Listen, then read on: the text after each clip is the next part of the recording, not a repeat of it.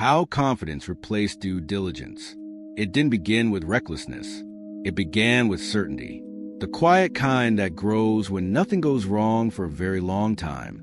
To understand why this story matters today, we need to look at how confidence evolves inside markets.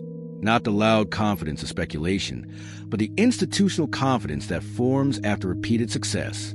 The kind that feels earned. The kind that slowly changes how questions are asked and which questions stop being asked at all. At first, due diligence was central. Assumptions were challenged. Risks were mapped. Edge cases were debated. Every position required justification. This process was not just protective. It created understanding. Investors knew why they owned something and under what conditions they would stop owning it. Then success arrived. Returns stabilized. Volatility stayed low. Forecasts aligned with outcomes. Over time, the same analysis produced the same answers. The work didn't disappear, but its role changed. Instead of discovery, it became confirmation. Confidence grew not because risks were eliminated, but because they remained dormant.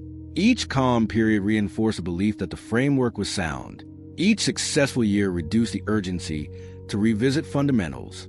Familiarity replaced curiosity. As confidence deepened, diligence subtly narrowed. Fewer scenarios were explored. Fewer assumptions were stress-tested, not because anyone chose to be careless, but because repetition created comfort. The process still existed, but its conclusions became predictable. This shift mattered because markets were changing. Complexity increased. Interdependence grew. Structures layered upon structures. Yet the lens used to evaluate them stayed fixed, anchored to past success. Confidence began filling the gaps that diligence once occupied. Where questions used to be asked, assumptions were now accepted. Where uncertainty once demanded investigation, history provided reassurance. At first, nothing broke. And that was the problem. Because when confidence replaces diligence, the system does not fail immediately. It becomes blind gradually. And blindness only reveals itself when conditions change. As confidence continued to build, it reshaped incentives in subtle ways. Teams were rewarded for consistency, not curiosity. Processes were judged by how smoothly they ran, not by how deeply they questioned assumptions. When outcomes align repeatedly, efficiency begins to matter more than exploration. Due diligence evolved into a checklist. Boxes were still ticked. Reports were still produced. But the spirit changed. Instead of asking what could go wrong, analysis focused on why things should continue to work. Risk reviews emphasized variance, not vulnerability. Unknowns became afterthoughts. This was reinforced by structure. Models grew more complex, but also more opaque. Fewer people fully understood their inner workings. Results were trusted because they had always been reliable. Outputs mattered more than inputs. Confidence shifted from understanding to expectation. As markets rewarded this approach, dissent quietly faded. Analysts who raised uncomfortable questions slowed decisions. Caution began to look like friction. In meetings, alternative views were acknowledged, then sidelined, not because they were incorrect, but because they disrupted momentum. Over time, institutional memory narrowed. Past failures felt distant. Lessons learned became abstract. What remained vivid were recent successes. The system optimized for what it had experienced most often, not for what it had experienced least. This is how due diligence erodes without disappearing. It becomes ritual rather than investigation. A process designed to surface uncertainty becomes a mechanism for managing comfort, and comfort in markets is rarely neutral.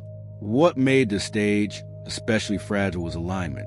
Many institutions reached the same conclusions using similar tools.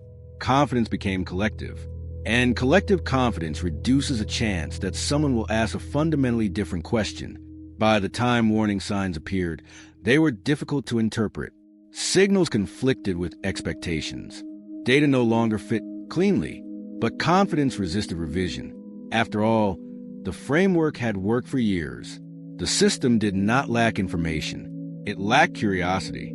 And without curiosity, due diligence cannot adapt. That is when confidence stops being an asset and starts becoming a liability. The conflict emerged when reality began producing answers the framework could not explain. Small inconsistencies appeared first. performance diverged slightly from projections. Risks materialized in places previously considered stable. None of it was catastrophic, but none of it fit the narrative either. Instead of prompting deeper investigation, these signals were filtered, attributed to temporary factors, blamed on noise. The system had grown accustomed to certainty, and uncertainty now felt like an error rather than information. As conditions evolved, the gap widened, models lagged, assumptions aged, correlations shifted. What once felt robust now required constant adjustment. Each adjustment was justified individually, but together they signaled strain. Due diligence, stripped of its exploratory role, struggled to respond. Analysts searched for reassurance instead of insight. Risk teams monitored metrics without questioning their relevance. Decisions were made faster, but with less understanding. This created a dangerous asymmetry. The environment was changing, but the lens was not. Confidence anchored expectations, even as evidence accumulated against them. The more effort invested in defending the framework, the harder it became to step outside it. When losses appeared, they were met with surprise rather than comprehension. Not because the risks were unknowable, but because they had been excluded from consideration. Scenarios that once felt unlikely now unfolded without a prepared response. As pressure increased, the organization reacted defensively. Positions were adjusted hastily.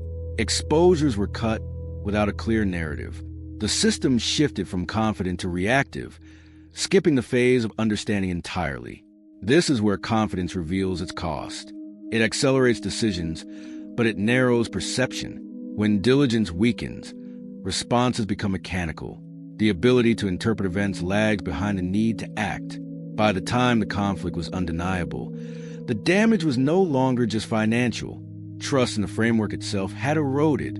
The question was no longer what went wrong, but how so much had gone unquestioned for so long. And that question arrived too late to prevent the outcome. The resolution came slowly, not through recovery, but through reflection. Confidence did not disappear. It was recalibrated. Institutions realized that what they had trusted was not the market, but their own familiarity with it. In hindsight, the failure was not due diligence itself. It was its transformation. A process meant to challenge assumptions had become a tool for reinforcing them. Comfort replaced curiosity. Efficiency replaced understanding. The lesson was not that confidence is dangerous. It is that unexamined confidence is. Markets reward success, but they also quietly punish complacency. When diligence stops evolving, it stops protecting. This pattern repeats because it feels reasonable. Trust what works. Streamline what slows you down. Reduce friction. But the cost of friction is often lower than the cost of blindness. Questions that feel inefficient during calm periods become essential during change. What happened here is not an anomaly. It is a structural risk of success. The more stable outcomes appear, the easier it is to believe that understanding is complete. And when understanding feels complete, inquiry stops. This story matters because markets are more complex and interconnected than ever. Confidence will always be tempting, but diligence must remain active, uncomfortable, and incomplete. Sometimes the smallest shift in perspective becomes the beginning of a new future. How